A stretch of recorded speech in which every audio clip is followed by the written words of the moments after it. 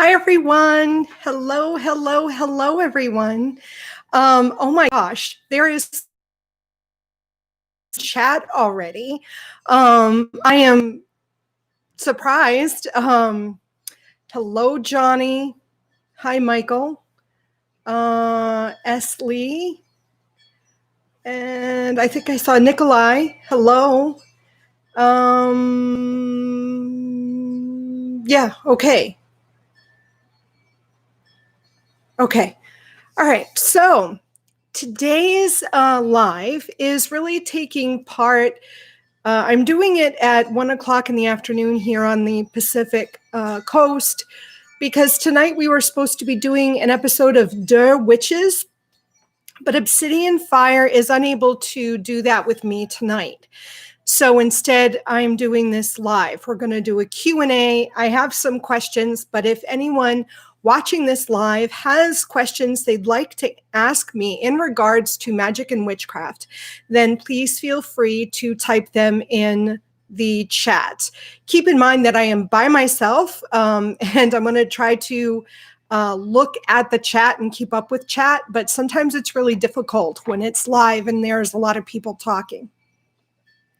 I did ask on my Facebook page, in my Facebook group. I didn't ask on Instagram. I should have done that. But I do have some questions that people have been emailing me, messaging me, and just asking me in general that I'd like to cover in the Q&A. But again, Nikolai is already asking. I want to answer the questions here in chat as well. Just another note too, the Der Witches is done for this season. I'm not exactly sure what we're going to do. We usually take a break in the summertime and come back in the fall. I'm actually not sure what's going to happen with that show because Obsidian Fire has some family responsibilities she needs to address and attend to. So I'm not really sure. This summer, however, in the next few months, June, July, August, September, I will be doing live streams, probably Fridays at 1 o'clock every other week. But I'm not sure what topics I'll be covering. Right now, Q&A is what I'm looking at and what I'm going to do. So that's what I'm going to be doing for now. My dog was just walking. I think she's sitting behind me. Hey, Shadow Sun. Okay, so let me look at the questions I had, and I will get to your question, Nikolai, in a moment. Your question's kind of fun. But let me see what I have here. Let me see if I can.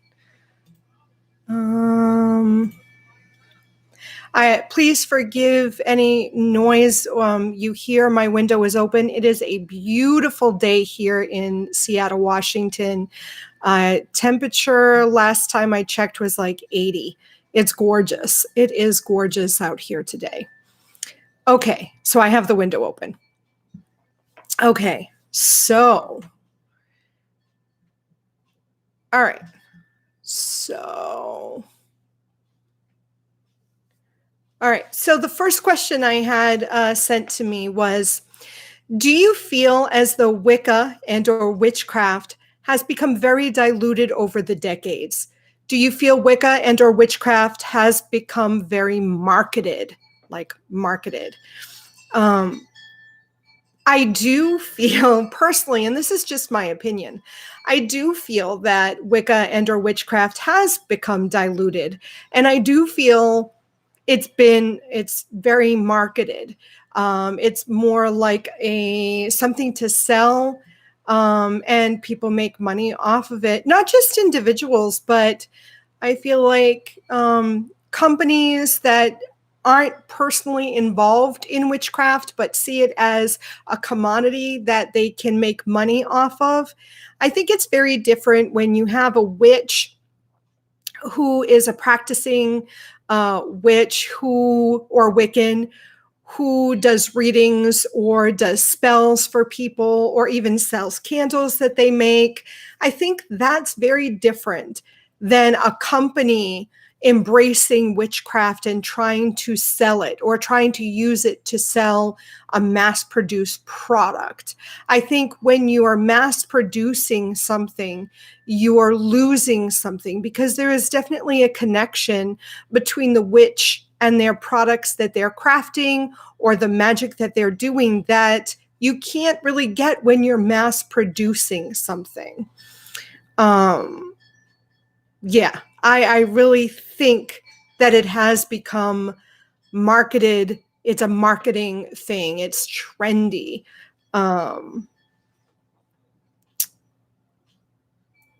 Okay.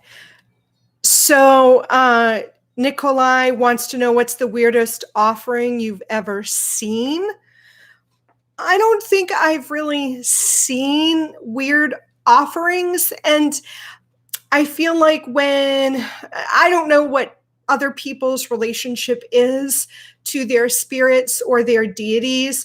So looking from an outsider looking in, things may seem odd to me. I don't think I've seen anything really weird. I mean, I've seen people give like little toys to their gods, but again, I don't know what their relationship is. My relationship to the spirits I work with are different. And so I don't know. I think that's really hard for me. I haven't really seen anything too weird, or nothing I would really categorize as weird. Nikolai is asking, what happened with your old coven? What was the drama of you leaving? Did they give you any BS because you moved? And how are they doing? Okay. What happened with my old coven? The old coven, we dissolved the coven way before I moved. I think it was like a couple of years or a year or two prior to me moving. So the move had nothing to do with the coven dissolving. It really was drama between individuals, between myself and a couple of the members. And it was almost like an accumulation of things over the years that we were together. You know, one thing led to another thing, led to another thing. I think there was miscommunication. I think my expectations of the members of the coven could not be met. I think individuals were not being honest with themselves as to why they wanted to be a part of the coven, and that led to miscommunication. I don't know how they're doing. I have no idea what they're doing. I am friendly with only one individual from the coven, and they actually left before the coven really fell apart and dissolved. And they live in California at this time, and we're still in contact. But everybody else, as far as I know, still live in Massachusetts. But I don't even know.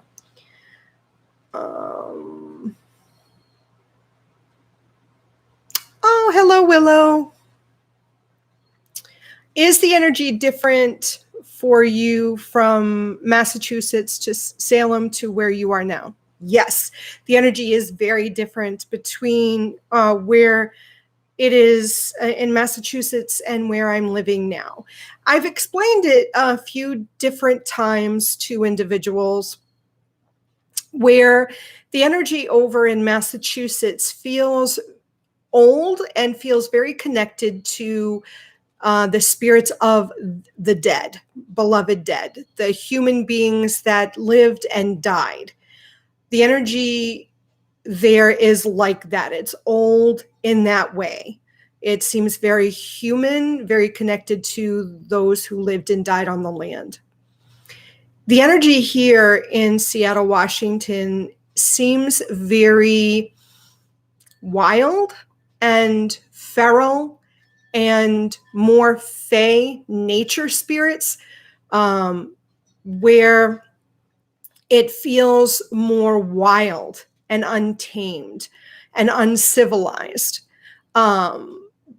So there's very different, at least for me, very different feel and very different ways in which this energy manifests. Have you ever compared yourself to other witches? Oh my gosh, Nikolai, you have so many questions. All right, I'm going to hold on to that for a minute. And I am going to go back to the list of questions that I have. Okay. The next question I have is, I've noticed that many witches mention deities like Hecate or Isis. I'm honestly afraid of communicating with them as I don't want to do something wrong or make the gods unhappy. Is it necessary to work with deities to practice witchcraft? In my opinion, I would say no. It's not necessary for you to work with specific deities in order to practice witchcraft. The way that I view it is that we have the physical realms and the non-physical realms of existence, right? In the physical realms, everything you experience can be experienced through your five senses. And then we have extra sensory perceptions like clairvoyance, clairsentience, clairaudience, telepathy, telekinesis, all those other abilities. Those abilities are a physical individual, a witch or a psychic, using other ways to sense the energies of the unseen realms. As a witch, we are able to live in the physical realm and experience and interact with the non-physical realm. And usually, we do that and through communicating and working with spiritual energies. And those spiritual energies can be gods, but they also could be nature spirits. They could be the beloved dead. They could be the ancestors. They could be primordial energies. They could be the elementals, the demons, angels, spirit guides, animal allies, whatever you as witch work with, you are bound to work with something in the non-physical realm, some sort of energy, even if it's just the elements. It is a non-physical energy while you're working and living in a physical body, in the physical realm. So while I don't think it's necessary to work with deities or the gods, you're still going to work with spiritual energy in some aspect, but it doesn't have to be in a personified, God form. So it is not necessary. I think many witches do, because I feel like it's sort of, within Wicca, you work with the god and the goddess, and at some point they have names. So maybe because a lot of witches sort of are introduced to Wicca because it's so widely known, that they start that's their introduction to the magical world. And as they practice, they have these relationships that they continue to cultivate, but it's not necessary. Hi,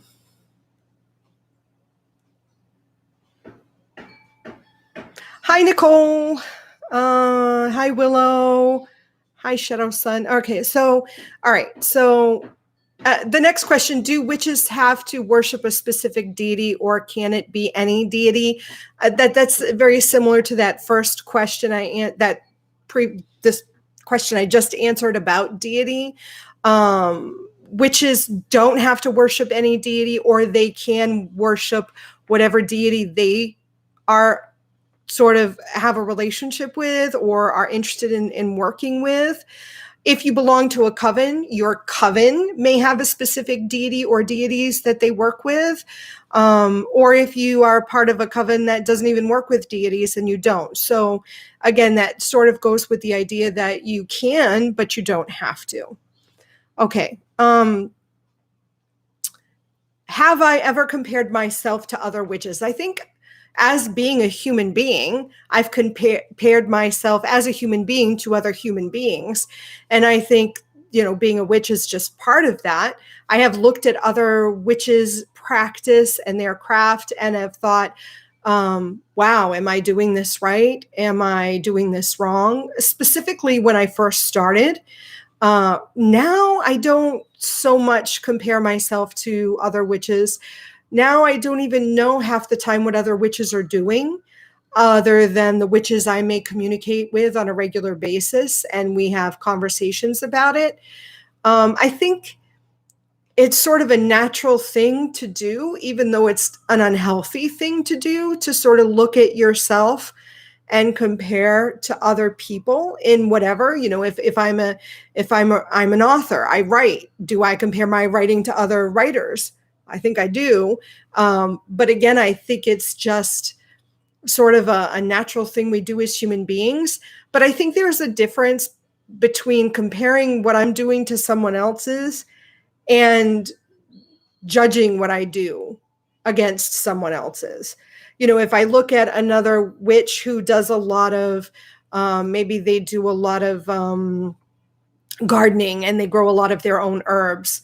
I don't tend, well, I'm starting now, but in the past, I haven't really grown my own herbs. I usually purchase them from other places. So if I were to look at my witchcraft and say, oh, well, am I doing it wrong because I'm not an herbologist? That wouldn't be healthy for me if I start beating myself up about that. So I think looking at what other people are doing and getting inspiration and getting motivation to expand my own practice is a positive thing. But if I'm comparing myself to other people and judging myself as bad or lacking, that's going to be detrimental to my own craft. Do you know what I mean?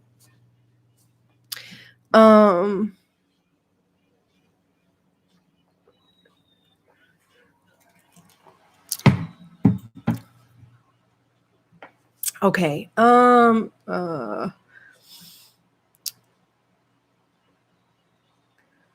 Where is it? Okay. What's your favorite potion and your worst potion? I don't do a lot of potions. But I think one I use most frequently is one that I brew for divination and for cleansing my divination tools. I also make Florida water, which you could call a potion since it's liquid and it's something that, I craft. My worst potion, I don't know if I have a worst, but maybe one. There was a brew, a tea that we did for a specific spell for the online coven that I don't feel like worked as well for me, but the other people in the online coven said they brewed it and it seemed to work really well for them. So for me, that I would classify maybe as maybe not worse, but not as successful as I would have liked it to be.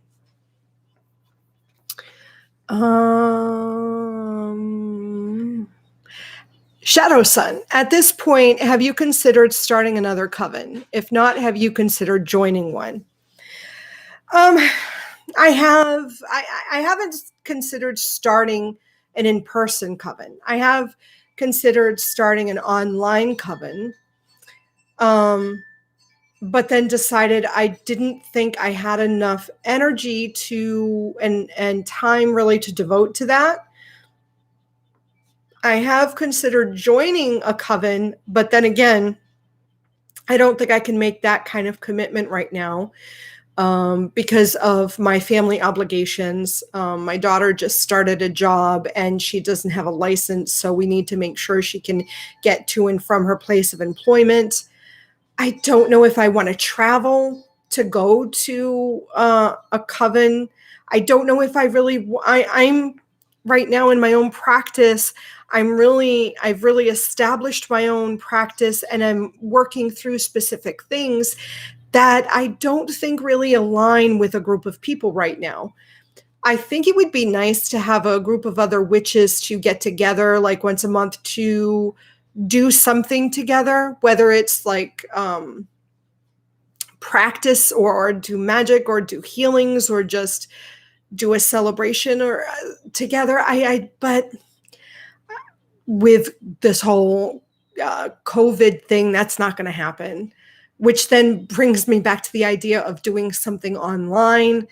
So I don't know, maybe in the future, I may just have some sort of group where we come together and work through things or discuss things. But I don't know. It's just, I don't feel like I'm in line with that kind of energy at this point.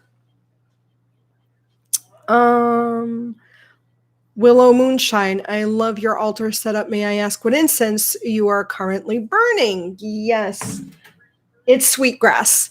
The one I have burning right now is sweetgrass. Hi, the Witch of the Dismal Swamp. Ooh, I love your name. Okay. Wow. Okay, what else do you practice psychic abilities? If yes, what are they? How is that empath power working for you? Okay. Psychic abilities. It's strange. Well, no, I guess it makes sense. The psychic abilities that seem to be most prominent for me at this time is still clairsentience, which I tie to my empathic abilities. I believe it's my opinion and my experience that when you first discover that you have these empathic abilities, they really are underdeveloped when you first discover them, right? And as you learn to create boundaries and as you learn to read the energy clearer, it becomes more of a clairsentient ability, because clairsentience is clear feeling, which is what empaths do. Empaths read the energy of a person or a place, and they get knowledge through reading that energy. And clairvoyance is seeing the energy, clairsentience is feeling that energy, which empaths tend to do. Empaths tend to feel it in their heart, where clairsentients tend to feel it sort of in their diaphragm area or their sacral chakra, right? I think that's the one. It's been a while since I've related it to chakras.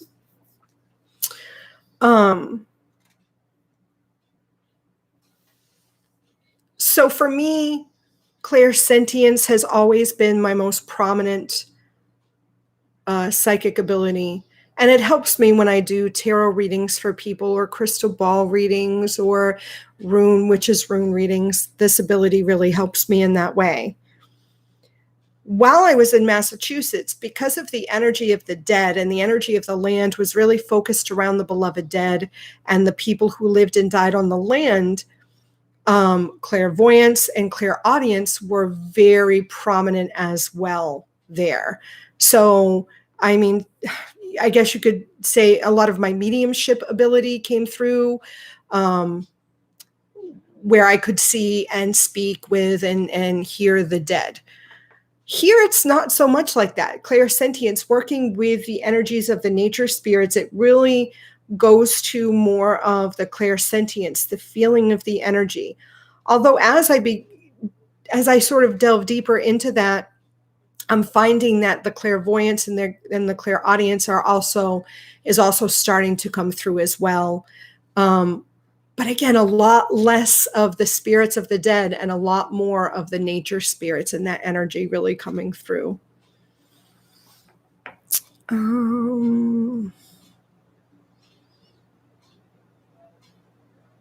Okay.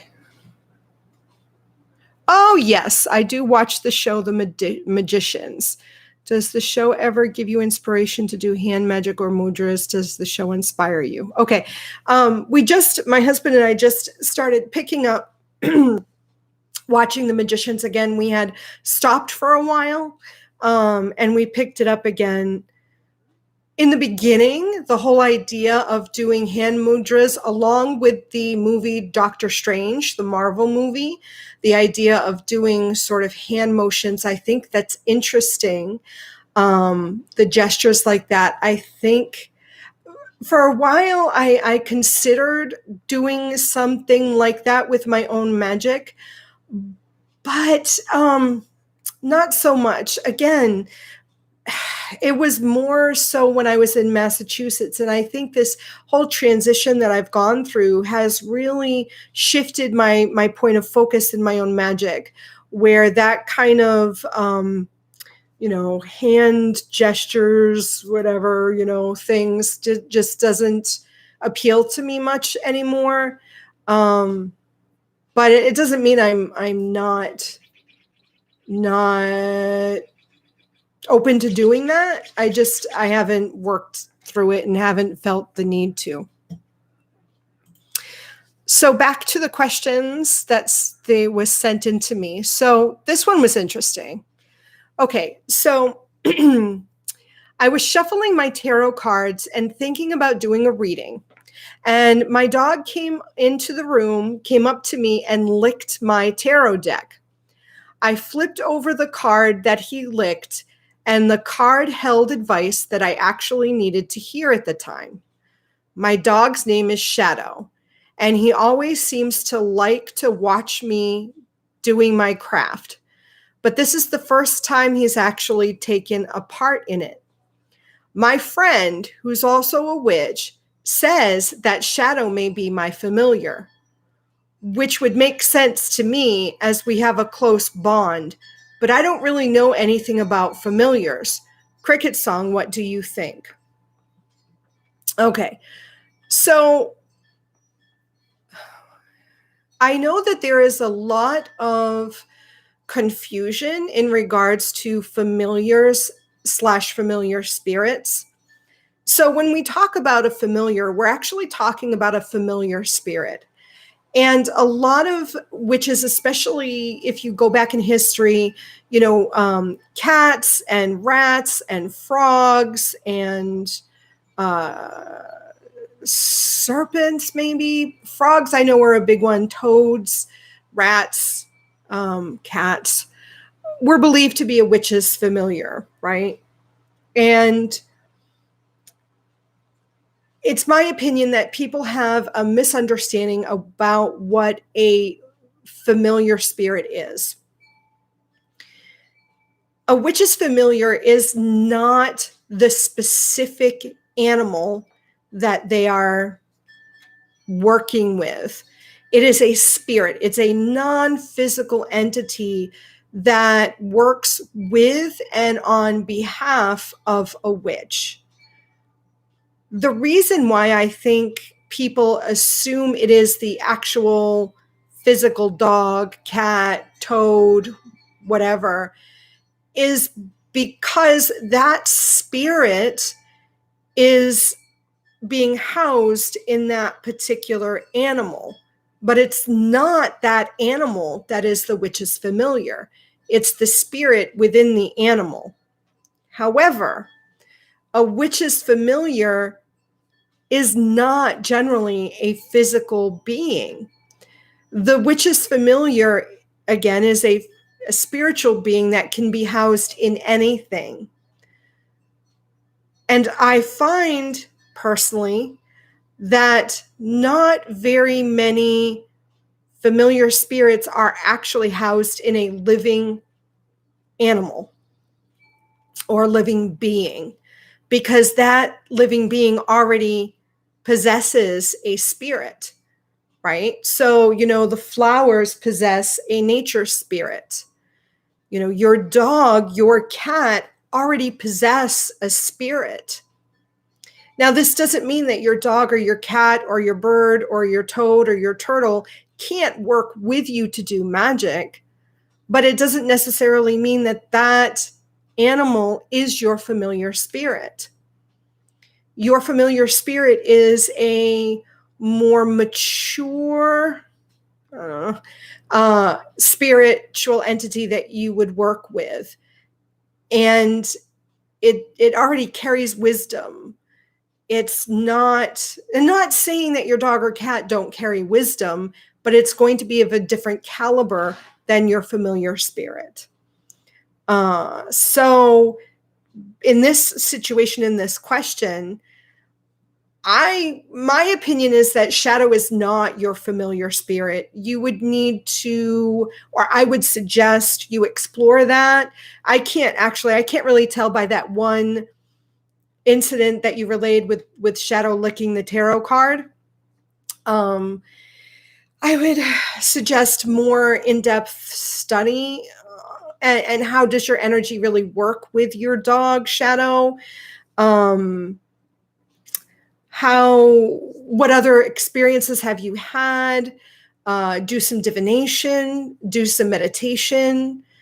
But in general, a familiar spirit, a witch's familiar spirit, is not housed in a living animal or a living being, because of the fact that that living being already has a spirit. And if your familiar was inhabiting that spirit with that, for example, shadow, if the dog is housing, if the body of your dog is housing the spirit, your familiar spirit, the likelihood of that animal sort of being a vessel for two spirits is possible. It is possible. I've had that experience before. But probably unlikely, highly unlikely. Do you know what I mean? And I guess it's rare. For example, my cat before Oberon Alchemy, my black cat, was the vessel for my familiar spirit. But at some point, my cat, Alchemy, either welcomed the spirit, the familiar spirit, into its body or left. So there was sort of a walk-in situation. My cat Oberon is not my familiar. My dog Sophie is not my familiar. My familiar spirit is still with me, but is not housed in a living body right now. My familiar spirit is housed in a non-living vessel at this time. So hopefully that answers the question.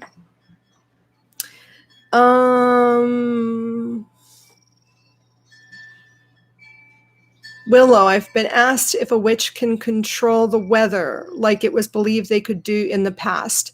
I see that ability being tied to psychic ability. Okay, let's talk about that. I've seen and heard individual witches say that they can control the weather. I don't know. I don't know whether they can or not. And I do believe that it was more prominent in the past. And here's why I believe this to be so. When we do magic, we're manipulating the energies of our environment and of ourselves and of humanity, right? We as witches manipulate energy. Magicians do as well, but we're going to just talk about witches. We do this to create a change. Now, we are not the only individuals that are putting out intentions. We are just more aware of what our intentions are because we know ourselves and we understand that we have the ability to manipulate the energy to make change. But that doesn't mean we're the only ones who are doing this, right?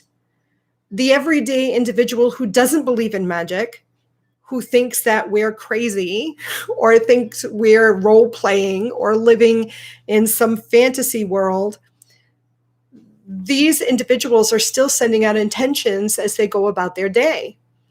And there is then we have to take into consideration the belief in weather patterns, right? That even if we weren't putting out intentions, the energy of the earth, the energy of the sun, the energy of the planets, the energy of the moon, just the energy of everything happening, the cause and effect that are occurring, means that energy is going to create weather conditions, correct? I mean, that's just, energy is energy.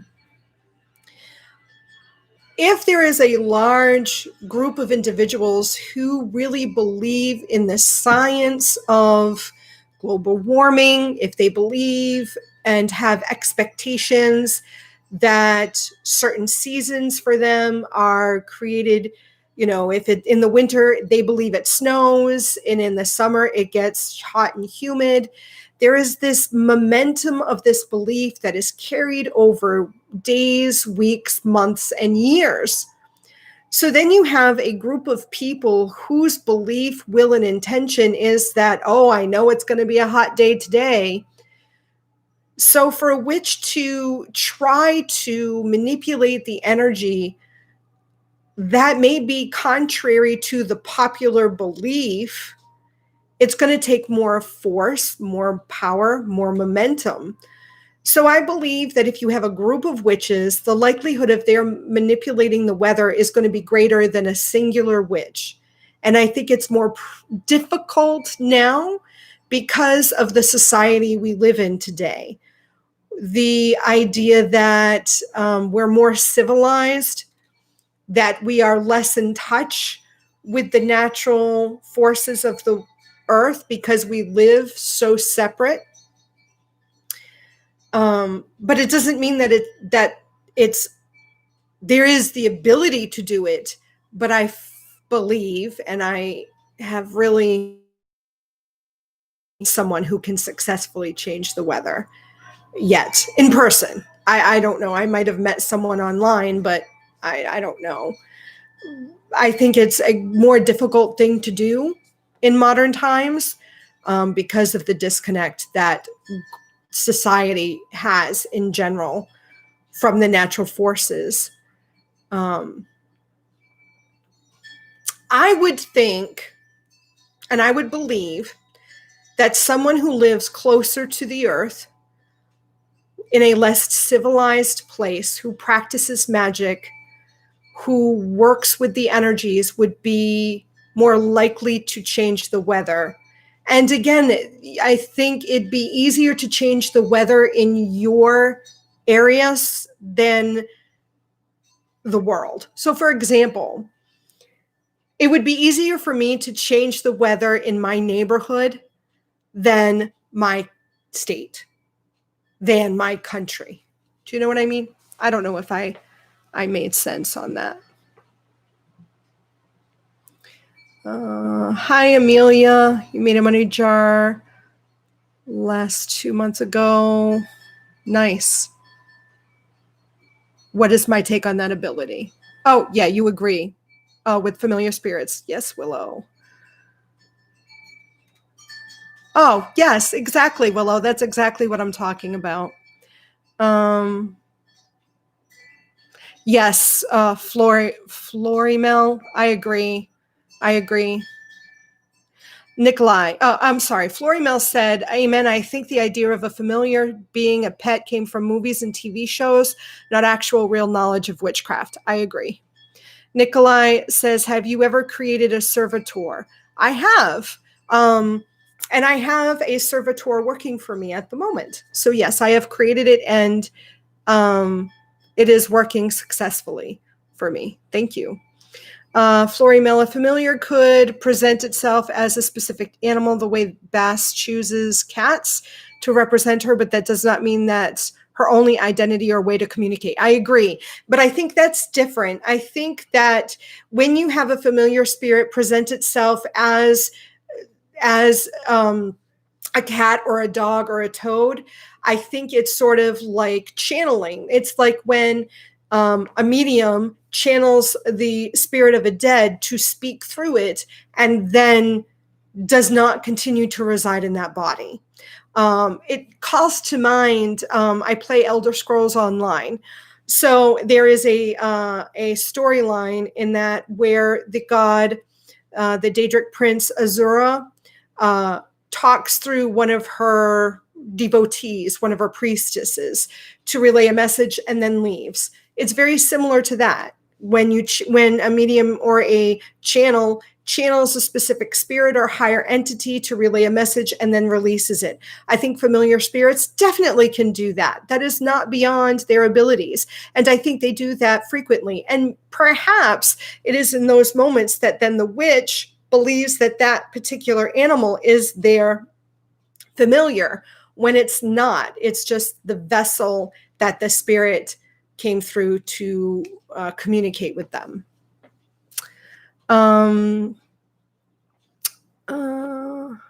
Florimel, wouldn't the weather be a complete mess if everyone who thought they could control the weather actually did that on a whim?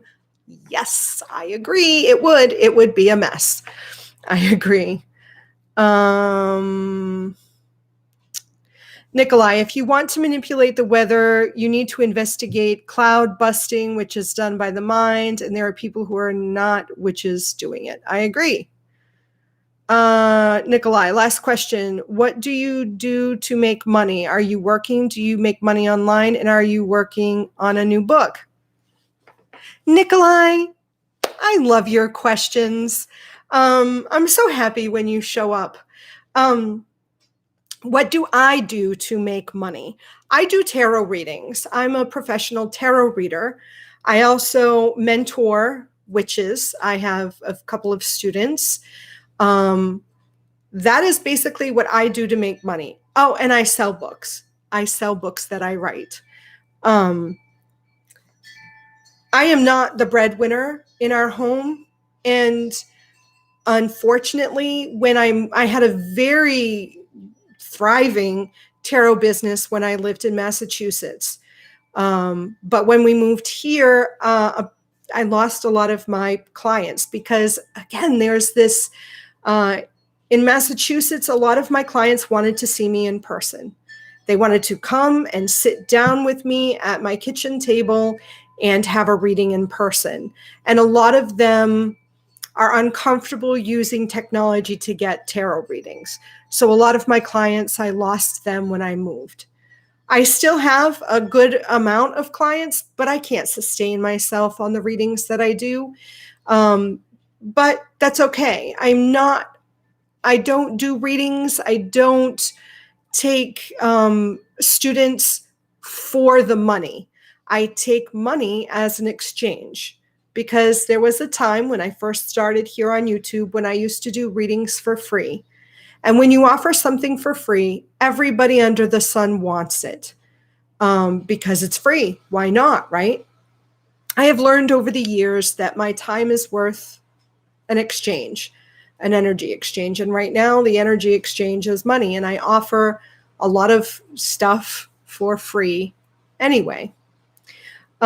So my husband is the main income provider of the household. And what I make in my readings, in my books, in my students, it's extra. It's the money that we were using to go to the movies or buying video games or things of that sort. It's the extra spending money, the fun money, I guess. That's what I do. Are you working?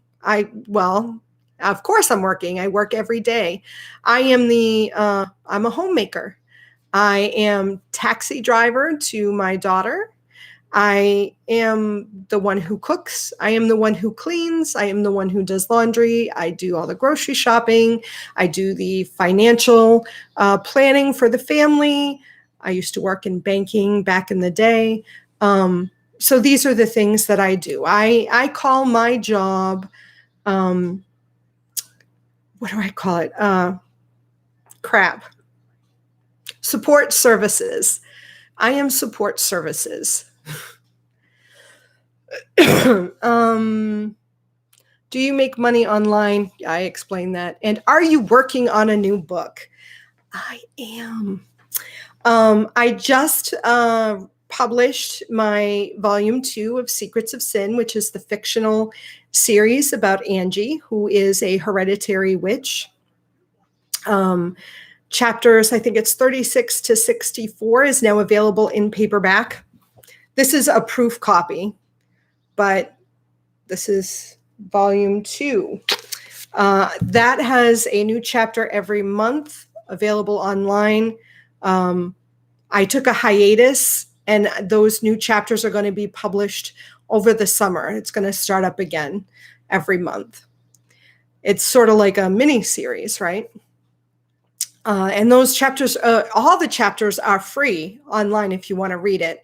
But if you prefer to have an actual book, you can get this.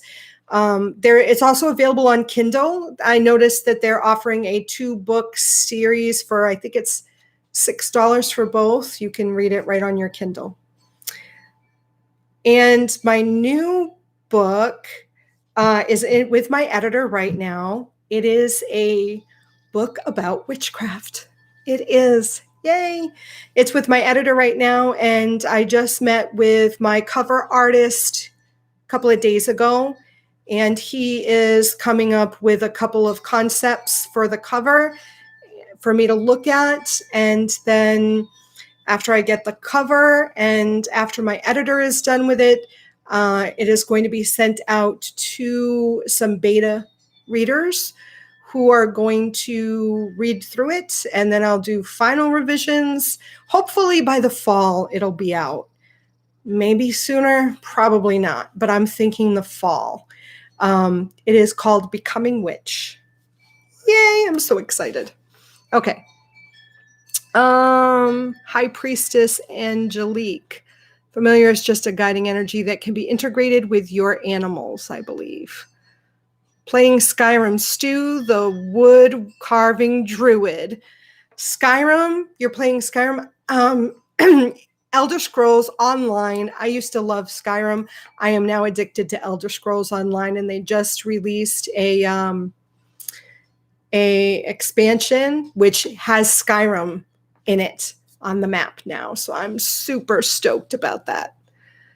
Flory Mill, yes, a familiar is different than a deity, but all spirits use different ways to represent themselves in a way that we can easily identify them in a way we recognize and understand, opposed to some blob. Exactly. Okay. Can you go into more detail about the book? Can you tell us what we can expect? Who would you say is the ideal audience? Shadow Sun, you're everywhere, girl. I just created the Facebook page for the book, and bam, you must have been online when I did that, because you joined when it was public. If you go onto my website, I just put up a page today with a little blurb about what it is. If you go to my website, www.lunarwisdom, all one word, .net, or if you go to my author page, I do have an author page, www.sbkreitner, KREITNER.com. That's my author page, and everything I've written is there. There's actually some short stories that I've written that you can read. 2 of them are paranormal. One of the short stories was included in an anthology that was published a couple of years ago. Another one is an actual paranormal one, and one is not at all. It's just about a girl who doesn't know who she is. Those are available online over on my author page. But basically the book is, the audience is witches who have a practice or had a practice, who have gone stagnant and want to get back into their practice. That's basically what it's about. It's about your journey to becoming witch, getting back to the basics of your craft, and sort of reestablishing, reevaluating, and reformulating a foundation that you can build upon. It's not a 101 book, even though I guess you could really, if you've never practiced witchcraft, if this is the first book you pick up, you may be confused by some of the things I talk about, because I even though I'm talking about the basics, I'm really talking about it from someone who has read books about it or who has practiced already. You know what I mean? Yeah, that's the audience that I was speaking to. Becoming Witch. Yes, that's what it's called. All right. Okay. Familiar. Okay. Yes, familiar is different. I think I already recognized that. Yes. New question, not the last. Okay. Let me hold that right now. I have 9 minutes. I had so many other questions. All right. You know what? I'm gonna hold these other questions. I have 1, 2, 3, 4, 5 other questions that I didn't cover. All right. So I will hold them for next time. Okay. So Nikolai, new question. You have a servitor working. Oh, hi, Michael.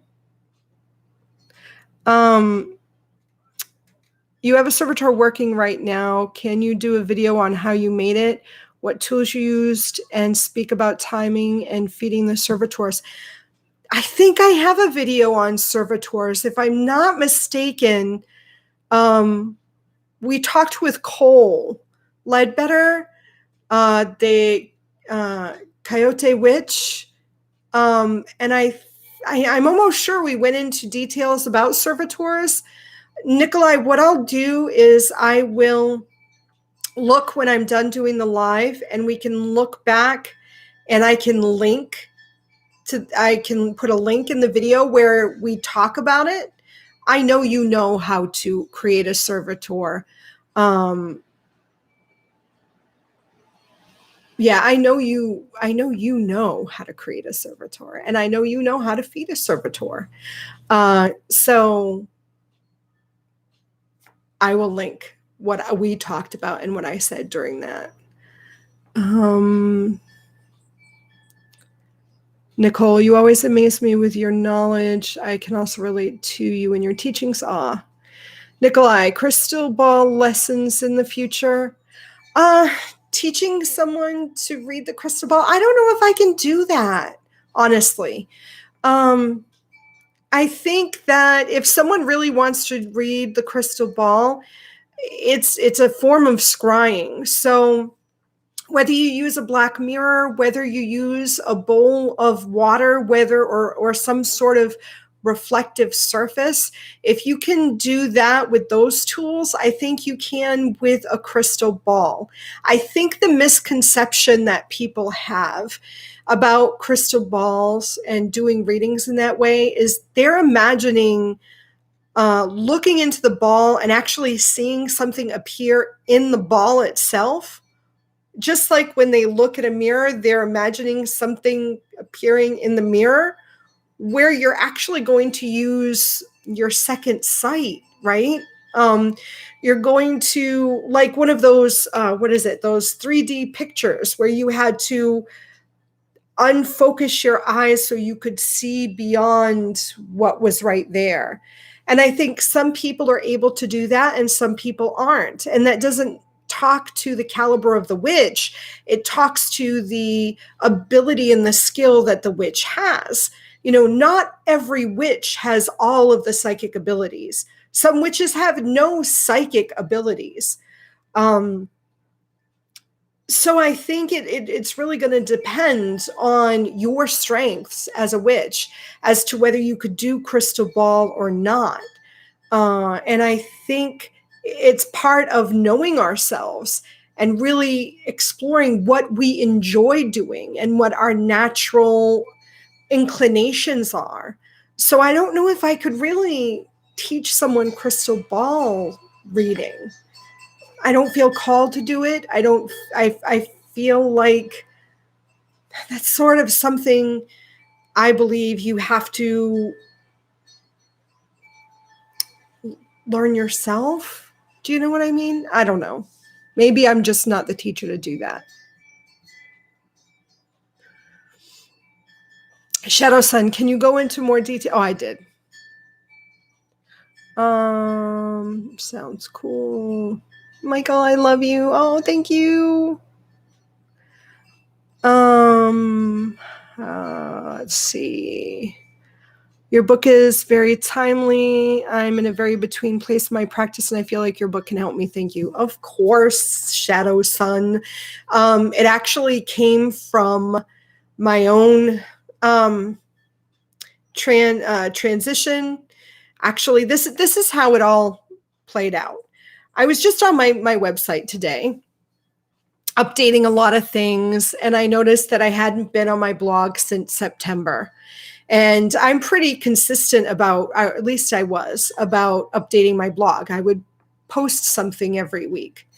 And September of this past year, last fall, we had been here a year. What are we in 2020? Yeah. July of this year makes 2 years that we moved here, I believe, because we moved during the July 4th weekend. I think it was 2018. Yeah, 2018. So 2019 was our first full year, and the transition was very difficult, very difficult. And I didn't think it was going to be, because I'm like, we're just moving. Yeah, it's going to be hard to leave, things that I'm familiar with, but, my practice isn't going to change. And it did, because of that energy, the feeling of energy. And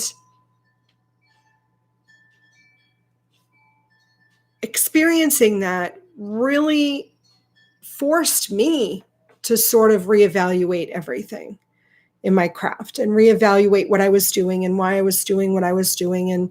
And I decided I actually considered teaching a class. And I asked people online on my Facebook page if they would be interested in taking a class, if I were to do a class. And then I realized it would be difficult to really get everybody, especially since I'm in a different time zone now, get everybody on the same time zone and be able to meet online. And I realized that was going to be too difficult. So I decided, you know what, I am going to put this all in a book and start a group and help people work through the book as a group, if that's what they want. So that's how it came to be. So everything that I wrote about is everything I did myself. So, yay. All right. So we have about 2 minutes. Magic Witch, Johnny. Awesome set of YouTube videos. Much love. Keep up the awesome work. Thank you. Hey. Question for your next Q&A. Who are your witchy inspirations? Okay, let me make sure I write that down. I'll make sure I write that down. Good to see you. I noticed on Facebook that you posted about personal gain again. I remember you talked about it on a live a while ago. I'm curious what brought it up again. I did talk about it a while ago, and Shadow Sun mentioned it too on my Facebook page. It just came up in a memory. When Facebook comes up with memories and it says, your last post or whatever, and it was the one about personal gain. And I'm like, this is always it's always an interesting conversation to have, the idea of not doing magic for personal gain. And I just feel like it's a silly thing. And every time I read it, it just sort of like, really? So I wanted to see what other people thought about it. And that's why I posted about it again. I'm good. Okay, so it's 2:00. Okay, I just wanted to make sure I talk to anybody. It is totally silly, isn't it, Danny boy? It is. It is totally silly. So what I'm looking at, this went so well. Thank you all for joining me this afternoon. I'm curious to see if there'll be this many people once the stay-at-home order is lifted and everybody has to start going back to work again. But here here on the Pacific coast, it was 1 o'clock in the afternoon. And I know that for a lot of my friends and followers on the East Coast, it's around 4.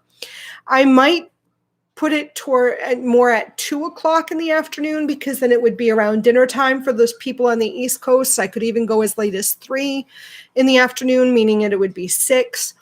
But the date that I'm looking to do it again would be the 5th of June, which is a full moon, a night of the full moon, or the afternoon, because it looks like for me the full moon's going to be 12:12 in the afternoon, which means I won't really see the exact full moon because it'll be sunny outside. But I'm going to plan on doing a live stream then. Right? Oh, wait, that's next week. I'm not going to do it then. I'm going to do it the week after. Sorry. I'm going to do it the week after. I'd like to do it every other week. So that means Friday the 12th. I'll be doing a live stream somewhere between 1 and 3 p.m. in the afternoon for the Pacific. But I will post it. I will schedule it before I actually do it. So make sure you have your notifications set so you'll get notifications when I go live. And I welcome you all to join the Facebook group, Der Witches. That's going to be changing its name soon because Der Witches, the season is ended. So we're going to be changing that. So if you're not a member of that group, you should go join. I post weekly journal prompts for you, witchy magical journal prompts. We do some games, and other people are always welcome to post things. I also do a weekly video over there as well. So there is a catalog of videos that I've put there that will never show up here. And make sure you like and follow my Lunar Wisdom Facebook page and my Cricket Song Facebook page. I think that's everything. To the next live stream. Oh, that's okay. It's okay, Michael. You'll be able to see it. I'm going to keep this live up. It'll be in my videos. Okay? I love you all. Thank you for joining me this afternoon. You've made me so happy. Yeah. So until next time, have a wonderful week and stay safe. Blessed be. Bye-bye.